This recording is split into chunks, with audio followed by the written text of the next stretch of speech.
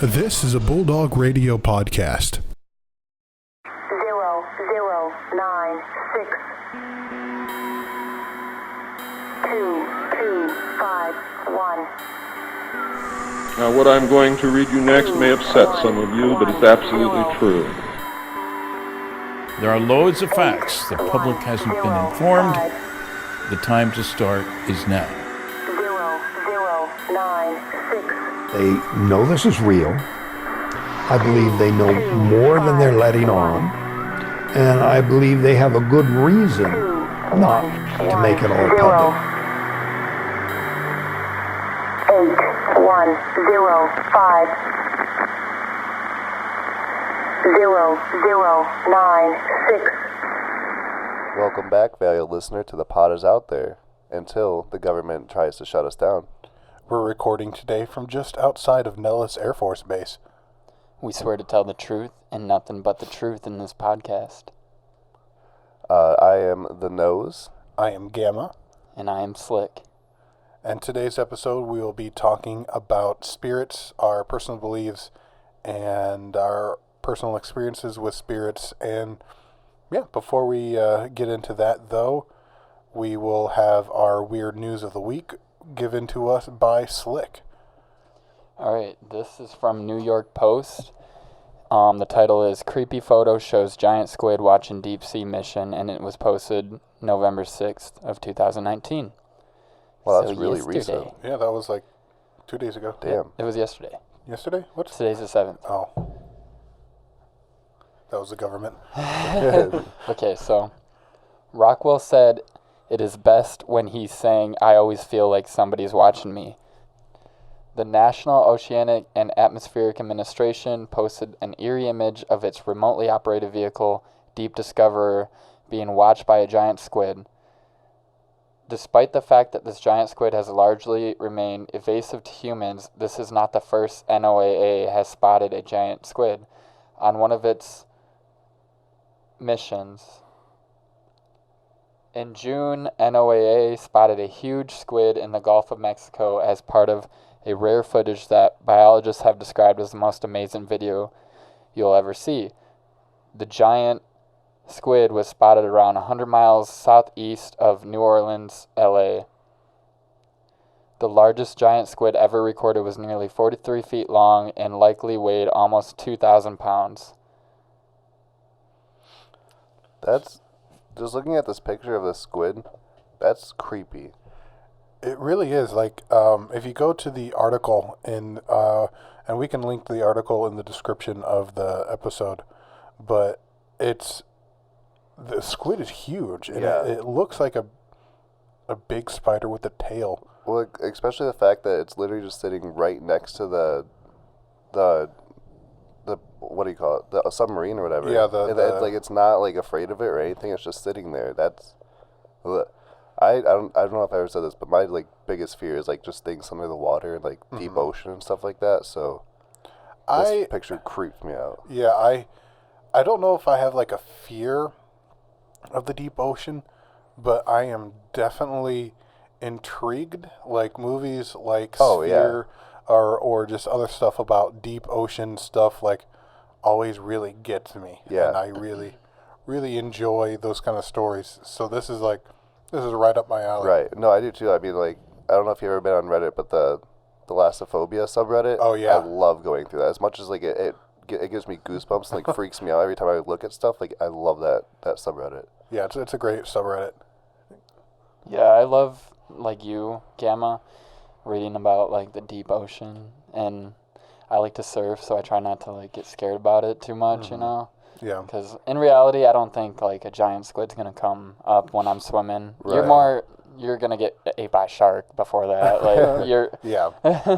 And you know, I've done some scuba, and it is really freaky. Like when I got certified, it was in a lake in the upper Midwest in November was when I had it. So the water was freezing. Yeah. So I'm like 40 feet underwater, and it's just like, oh, to get certified, I have to take out my rebreather and put it back in and clear it while I'm 40 feet under the water. Yeah. God. it's that kind of stuff scares me because it's like I get anxious. Yeah. But Right.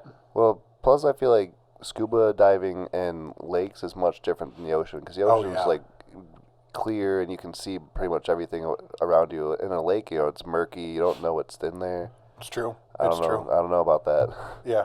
And I just think the ocean's fascinating. Oh and yeah, For there's sure. so much underneath that we don't know, right. Right. and it's And there's so much we can't explore too. yeah, it's really like the final frontier of Earth is the deep oceans. We don't want to go down there. We No. don't want to know. Cthulhu's waiting. He's just sitting down there in the trench. Yep. As soon as you and, get down there, he's gonna just pop out. him eat us and all. Azathoth. Yeah.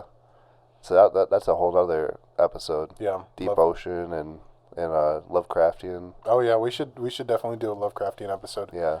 And that kind of stuff. So into our main topic of the day, which is spirits. What are you guys' beliefs on spirits? 100% believe that it's obviously a thing. Oh, I see, even when I'm like taking pictures at like my friend's house or even my house sometimes, always there's orbs flying in front of the camera, and like that's one indicator. yeah, So I know someone's always there, you know what I'm saying? yeah, Yeah. I mean, I've had a lot of different experiences in the past. That with paranormal kind of phenomenon that I've never been able to explain in a scientific kind of way. So I definitely believe in spirits, and I don't believe in them in the sense that there's evil spirits or like spirits that try to harm you or that can like interact with you really, but I do believe that there are spirits that are remnants of people or atoms or something, that are, among this world still. right.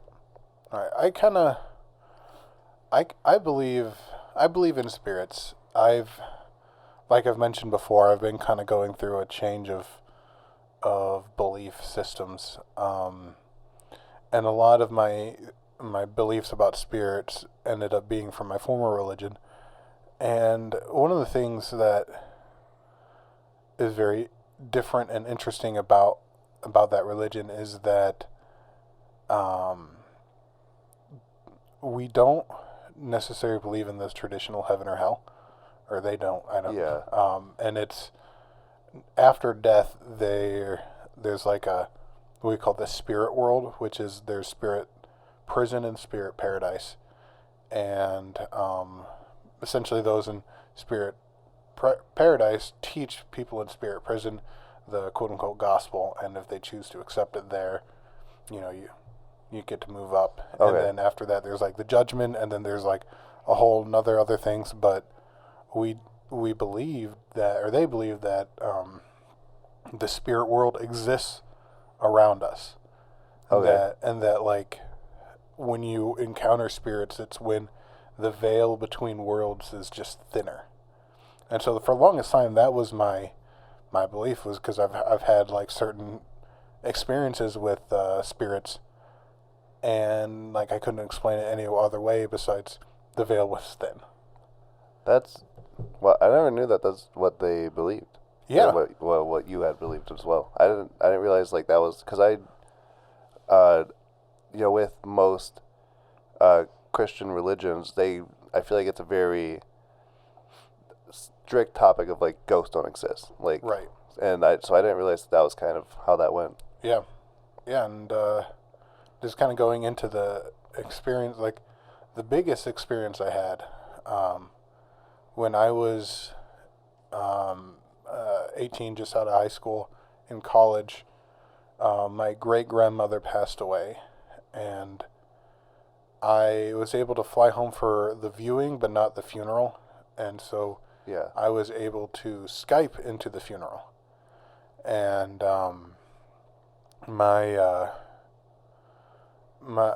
was at a friend's house, kind of in a just a room by myself while it was going down, and I distinctly remember feeling someone's hand on my shoulder. I was distraught. I was sad and upset, and I felt that hand on my shoulder. It was very comforting, and I I didn't have to look. I knew that it was my great grandfather, her husband, that was comforting me, and like it just that experience really solidified. Oh, I do believe in spirits and ghosts, like, because I felt the presence, I felt the touch, and I knew the person who it was, but I didn't see it. Yeah. What about you, Slick? I can't really say I've ever had like any experiences because I haven't really, but I don't know. I just like to watch a lot of like videos of people exploring ghosts or like haunted places. Yeah. That alone makes me like believe because crazy stuff always happens. I guess like the only wasn't really my experience, but like when my grandpa died, my aunt would always like try to like look for signs, and she like was like asked him one day, was like, can you show me like a sign that you're all right, or like, you know, and like the light, her lamp just turned on right after she said that. So I don't know, hearing that story kind of makes me believe even more too.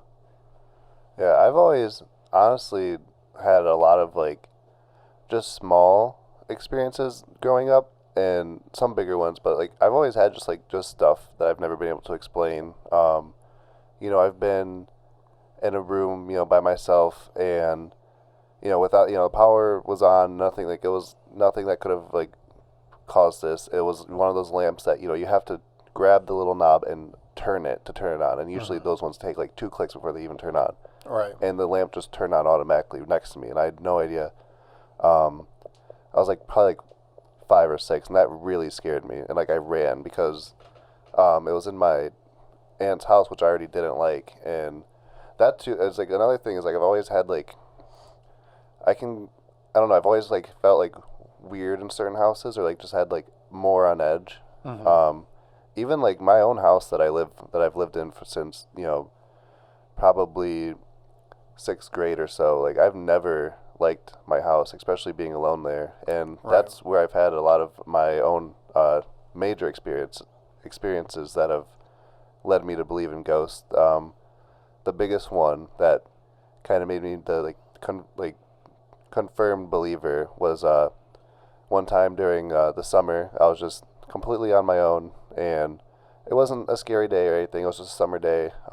Lights were all on, no power outage or anything, so nothing like that would make it, you know, anything, nothing to like put me on edge or put me in like a mood where I might be like freaked out. I was just going to the bathroom. I washed my hands. I turned around, and just in my hallway outside the bathroom was just a girl just sitting there, maybe 4 feet away from me, just looking up at me. And she looked about a little bit older than I was, and she wasn't scary. There wasn't anything about her that like caused me to be alarmed. She just looked like a girl.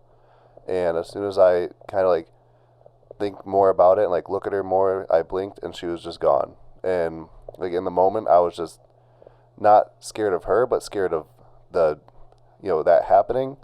So I ran towards where she was because that was the only direction I could go. And as I got to the spot where she would have been, her legs were, you know, she was sitting like her legs outstretched in the hallway. I jumped like instinctively, like without even like my brain just made me do it right where she would have been sitting. And that's just something that's always been like I can't explain that away, you know. Absolutely. One of some of my other experiences and have been in more of a darker side of spirits. Do you guys believe in possession? I think, yeah. I mean, I believe in like dark spirits and stuff. Yeah, I think I would say so. Yeah. I haven't actually told a lot of people this, so now it's going out on the internet. Now you're telling everyone. But I remember I had a therapist a few years ago, and he was a member of my faith at the time. And we were doing an exercise in what's called EMDR, which is basically it's about eye movement. Okay. And when you process memories and when you're sleeping, your eyes move. Yeah. And so you go through traumatic experiences that haven't been processed as much through the simulating the eye movement, and it does help. It's really interesting. But we were doing that, and I felt a very dark entity, and I saw a face in front of me. Yeah. Just like my entire view, and I recognized it as a dark spirit at the time, and I told that to my therapist, and he essentially performed an exorcism on me. And I remember as soon as he started doing that, I started like breathing heavy, like I was like, and I called him names that with like my mouth moved without me controlling it. Yeah. And eventually it went away, but that was a terrifying experience. And maybe there is some psychological explanation, because the whole experience reminded me a little bit of like the exorcisms in Supernatural, like when they leave through the mouth as a smoke, and that's what it felt like to me. Right. And so maybe that was my brain trying to place the experience I was having in something I could relate it to. But I don't know. I mean, but at the same time, it's also you just trying to grasp a hold of something that you maybe just couldn't understand, and so like to make maybe that is exactly what happened, and like you just went to the closest thing to help you understand it. Yeah. So I mean, like I don't think that's just psychological. I think it's just more it did happen and you tried to relate it. Does that make sense? Yeah, that makes sense. Yeah. Yeah. Dang, that's crazy that's though. Insane. Yeah. Yeah, that was that was an interesting day. Yeah. There's more to it, but that's more of a story for another day. Wow. Yeah.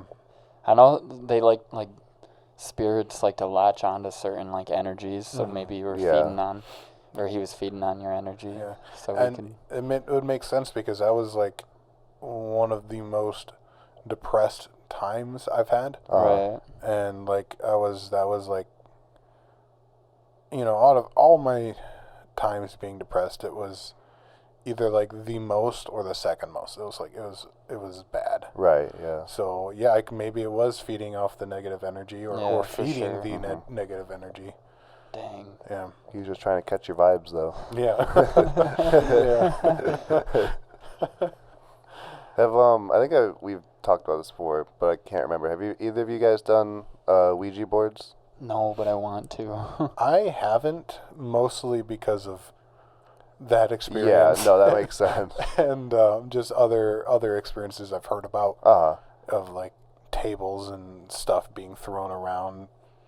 So I've kind of steered away from those. Yeah, no, I mean I've done it just once, and it was with people that I completely trusted them. We all went into it saying like our fingers are on this like barely, like we're not about to be moving it for each other, like, and like you could see like when it started happening, we all asked, and like everyone's fingers were barely like touching it, like we all had them like standing straight up, so you couldn't be moving it no matter like how, like there was just no way for us to be moving it, and that thing like it started moving across the board. We were asking questions, it was answering, it was I believe at first it said it was like a 9-year-old kid, and then in the middle of the kid talking, all of a sudden it just kind of like started to feel different, like it was more like complete sentences.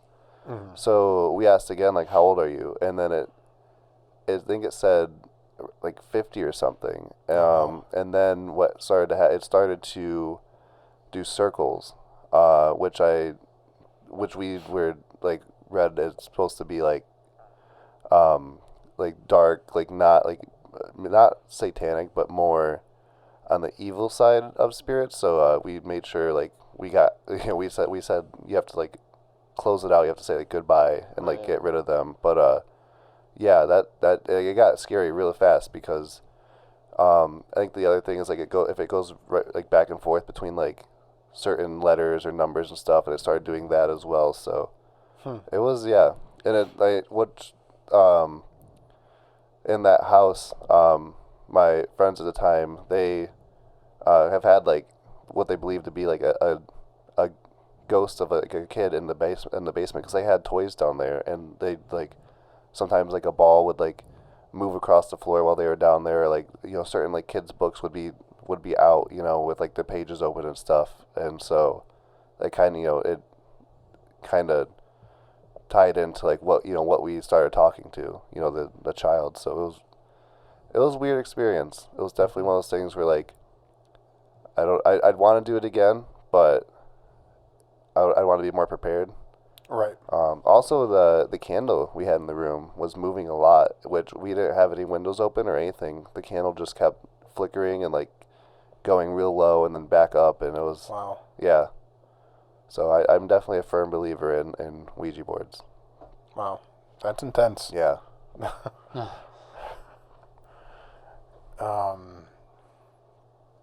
Ouija boards are really a fascinating thing to me. Just because they're marketed as a toy. Right. Right. And they're definitely not a toy. No.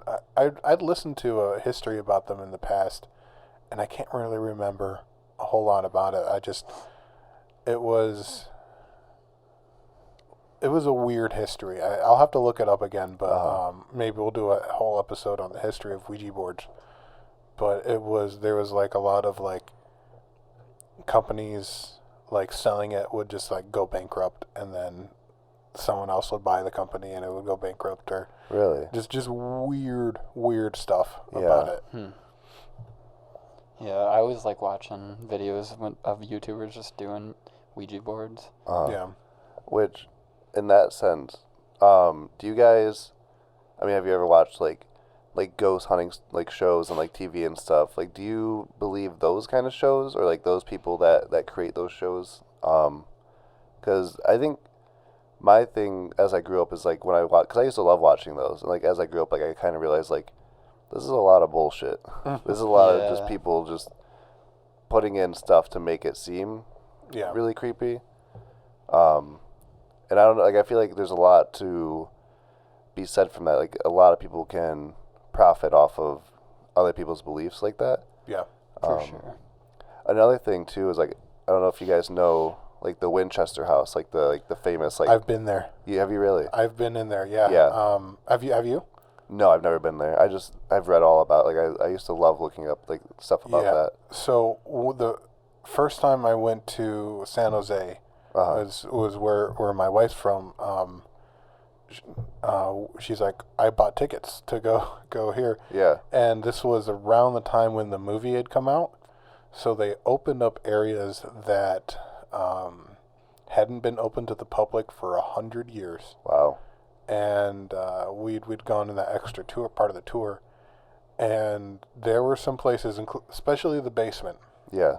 The seance room and the basement were like, as soon as I walked to the room, I was like, there's something in here. I can feel it. All my hairs were on end, and like I was on like high alert. I'm like, I can almost see something. I feel like I can see something. I can feel something. And this is whack. I don't like this. Especially the basement. The basement was creepy as hell. Really? Yeah. Huh. Yeah.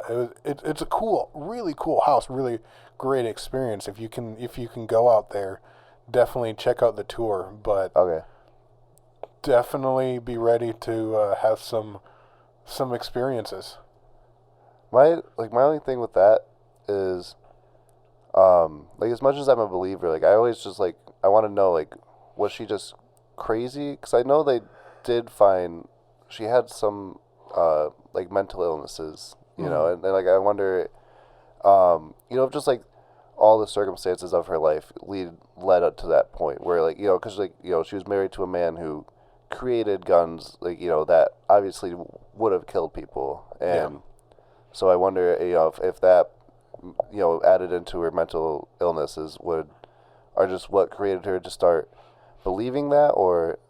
And that's it. That's the thing. I guess, like, I'm a believer, but, like, there's some things, like, I want to be skeptical of, but, like... Sure. But you can't explain it, I think there are things that, for me, too, I am skeptical of, like those ghost hunter shows and, like, the sensational things. Right. But this wasn't really marketed as, like, a ghost. Well, I mean, it is ghostly, and it's, like...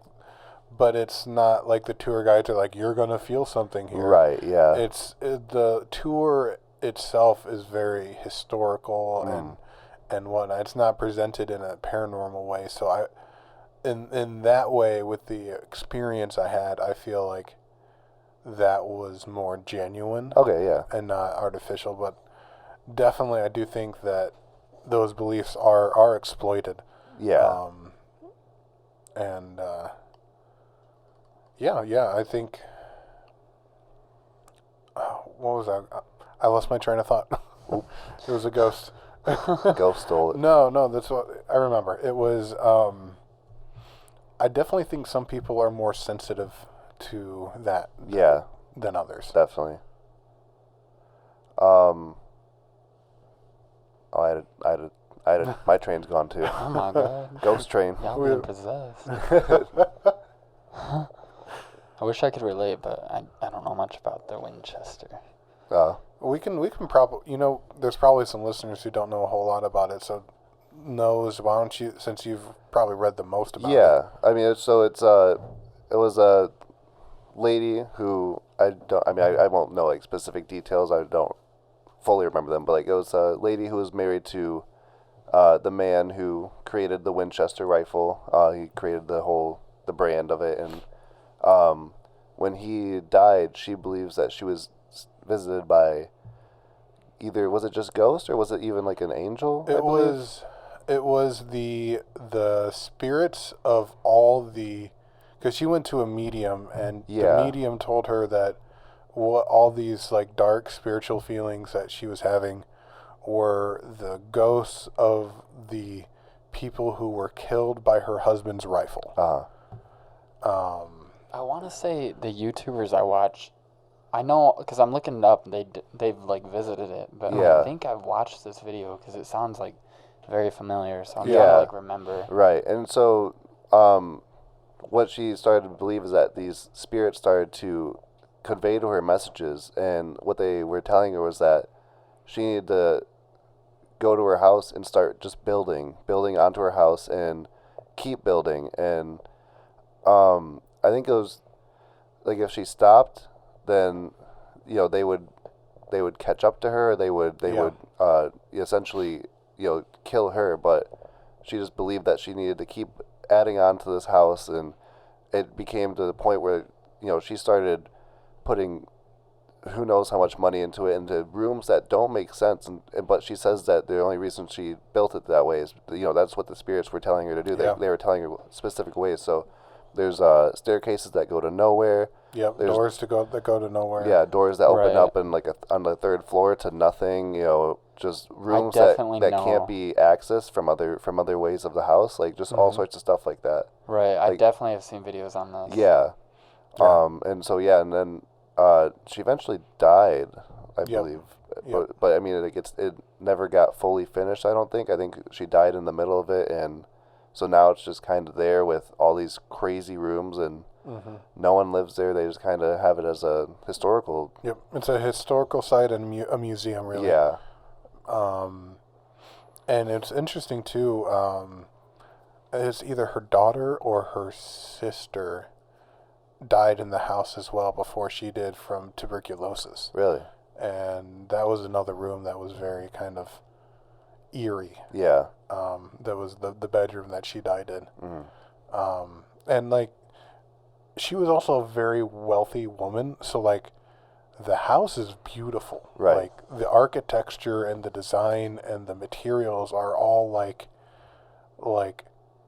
amazing quality, pristine. It's crazy. It's like, think of a house you would think of from the movie Clue, and it's kind of like that. Okay.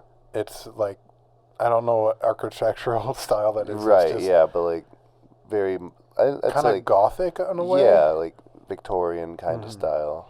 Yeah. Uh huh. Another spooky place I've been to is the home of Edgar Allan Poe in Philadelphia. Really? And his basement is whack. It is so scary looking. But also there's like a lot of his family members died in the house of tuberculosis as well. Okay. And those were just like maybe not nearly as powerful feelings, but like there was just like a kind of feeling to those rooms and the building in general. I mean, I think energies have a lot to do with spirits and where they are, what you feel when you might be around them and stuff. This summer, me and some friends were hiking along a trail, and on this trail, on like a very secluded part, like branch of it that it doesn't look like anyone really goes down it. It's like it's barely a part of the trail. Like it looks just like a little tiny spot where like you can tell like you can walk in it, but it just looks like more woods. But you go down that, and they knew about it, so they were showing me. But you go down that, and there's just this tiny little graveyard, like in the middle of the woods. Oh, that's wild. Yeah, and it's just got a little fence around it and a gate, and on the gate it says, like, once we are alive, and as you are now, but now we're gone, and so shall you. Like something like that, like a little poem like that, which was kind of creepy. But I mean, like, I think it's also just something that's like, that's been put on graveyards before, I don't think it's like that itself is that creepy, but just like the fact that it's just a little graveyard, a couple graves all around, just middle of the woods, and then so we're standing by the gate, and like none of us wanted to go in, but finally like I was just like, like I'll just like open it, and as I opened it, I just felt like this weird, just like something, I don't know, it just like a wave of like, I don't want to do any more than that, like go over me. Like I just, like I touched it and I was just like, nope, that's it. And then like my friend did, he opened it a little bit more, like he said the exact same thing. He was like, yeah, no, I don't want to go in there. So it's just weird. And I mean, like, and a lot of it too can be maybe psychological, maybe just the setting, and it was getting a little bit dark out, and it's a graveyard in the middle of the woods. Like it could just be something, but you never know.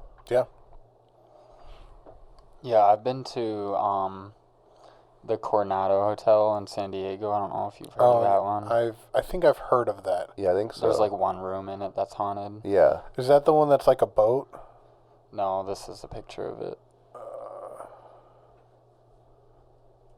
I think I've heard of it. Yeah. Can I see it? I don't remember it much though, because I was really young. But I know my parents always threatened, like, we're gonna rent that hotel room if you don't be good. Like, and I was scared shitless. That's funny. Do you remember anything about the hotel? I just remember basically walking in the lobby. We didn't stay in it. We just like went and. Oh, you just visited. visited, yeah. I don't remember much because I was like 6 or something like that. Right. I think there's what's really interesting is there's the haunted aspects of America is very different than the haunted aspects of like Europe. Yeah. It's like, as far as like at least like colonial era and beyond, like the spirits are new versus like I think it's the Black Monk of Pontefract, or where is it? It's the Black Mausoleum in like Edinburgh, where like there've been like spirits there for like hundreds and hundreds and hundreds of years. Right. And it's like people know about it, and like their grandparents knew about it, and their grandparents knew about this place, and it's like it's always been that way. And I just think that's fascinating. The difference. I mean, and I'm sure there's more like Native American hauntings that we just really don't know about. For sure. Yeah, and I mean that's what I mean. I love that kind of like that folklore and like the Native American kind of spirit. You know, like Stephen King books are all pretty much based around that. Not all of them, but a lot. And it's fascinating to think, like, because we think, you know, about spirits that, you know, died in a house, but we never really think about the fact that there's maybe spirits just among the land that we're on, that house is on now, that you met that. And I think we kind of talked about this too in our our Dogman podcast about the fact that Native American spirits are much like a very completely different entity if you think about it, because of, you know, the way that they believed in ownership and land, that they didn't believe that the land belonged to any one person. So honestly, they could be anywhere. They can travel the whole America. Yeah, and I don't know, like, are spirits tied to one area? Right. Like, yeah. What are spirits? You know, like, it changes from belief system to belief system about what they are and what the quote unquote rules about spirits are. Right. So there's no real answer. And I think that's the hard part for a lot of people, and a lot of people who are trying to find a specific scientific answer for what these phenomena are, but there is none. And maybe we will never know. Maybe we will, but you know, there's a lot of unknown out there. Yeah, it's one of those things that there's some people that just don't want anything in their life that they can't explain, and so they're gonna say, I don't believe in ghosts. But there's just some things that there's no explanation. Right. Like, simple as that. Not Yeah. everything can be explained. Like, I don't know. Like, people that say they don't believe in aliens. Boy, do you see that universe up there? How do you not believe in that? Like, come on, open your mind up. Like, not everything is, like, narrow and one-sided, you know? Like, there's so much in this world we don't know about. Like, yeah. Definitely. I don't know, it just baffles me when people are like, I don't believe in aliens or ghosts or any of that stuff. Like, what? How do you say that? So prove to me that they're not there. Right. There you go. Do you prove to me that there's not a sentient life form among, the stars? Prove to me that there's not spirits, and I'll believe you then. But you can't prove to me right now. Yeah, and that's the hard part too. Is like there are people who do try to explain the scientific reasonings behind a lot of those things, and there are a lot of quote unquote hauntings or spiritual experiences that can be scientifically explained. Yeah, definitely. But I think there's also, like, the spiritual aspect of things is not necessarily the same as the physical aspect, in that these experiences affect someone on a spiritual level as well. Like, if you feel like your experience with the girl, just like that left a mark on you. Right. Yeah. And maybe someone seeing like a light turning on and off didn't affect them, but there's like experiences like that where the psychological and spiritual effect can't be scientifically explained. Yeah. Like, yeah, it's like something where, like, that's always in my, like, I always have that specific image in my brain. Like, I can remember that day clear as if it was yesterday. And it's just one of those things where, I can tell millions of people the story, and they can all hear it, but I can never directly show them that, what I saw and what happened to me. So, someone can listen to it and still be like, well, I don't know, like, maybe you're just crazy, maybe you were just, seeing, like, you just saw something. But it's one of those things where it's like, I know exactly what I saw, and it's left its mark on me, and, like, that's what has made me say I can't explain everything in the world, and I don't think I'll ever be able to. So that's just something that maybe will never go resolved, but it has definitely made me think differently or think twice about saying that there's no spirits in this world. Right. Do you guys believe in like your sixth sense? Define what you mean by sixth sense. Like you can feel like something's gonna happen, or like you have this thought like something like I feel like this is gonna happen. Like for example, my girlfriend, she like believes she has like a strong sense, and like the day of her accident, she like the weekend before her accident, she was like feeling like I feel like I'm gonna like get in an accident or like something's gonna happen, and then she got in an accident, and then I think it was like a couple weeks ago, she like woke up and like was going to work, and she felt like something was gonna happen to her, like her best friend, and then she got a text later that night saying her best friend was in an accident too, and like things like that. She can just like she senses stuff. I don't know, it's weird. But do you believe like people can do that or?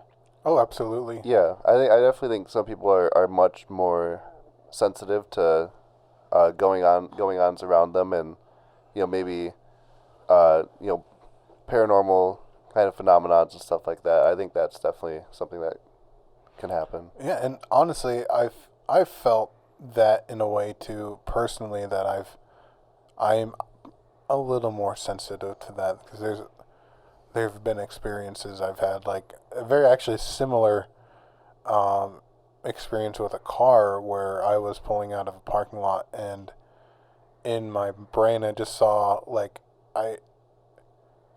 me being hit by a white car and like T-boned.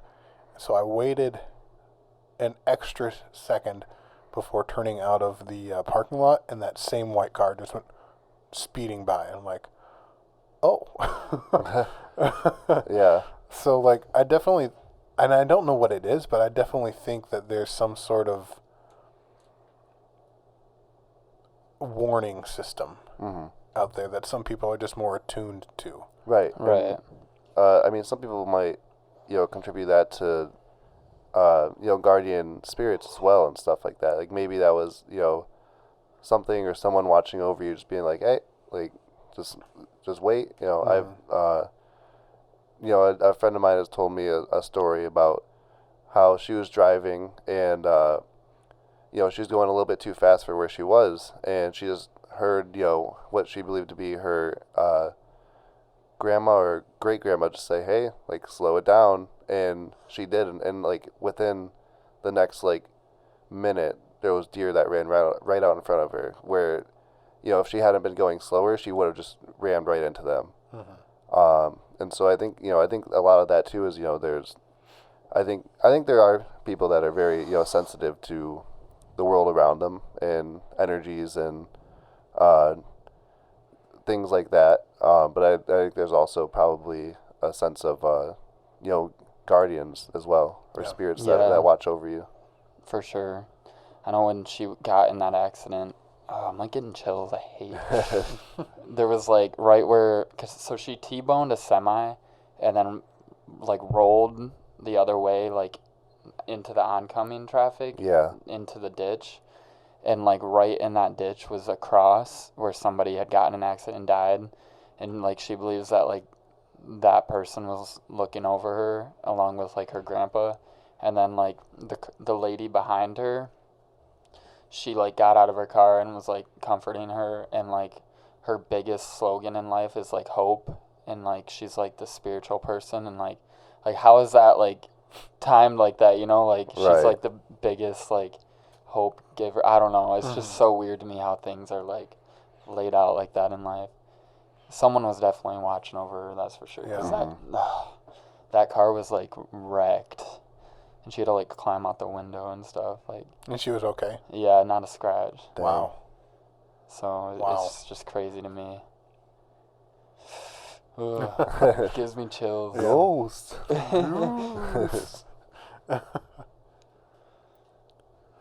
All right. Well, thank you for listening to this broadcast today. Follow us on social media under Bulldog Radio. FSU, Bulldog Radio FSU on Twitter and Instagram, and check out our Facebook page. And this is Gamma signing out. This is the Nose signing off. And this is Slick signing out.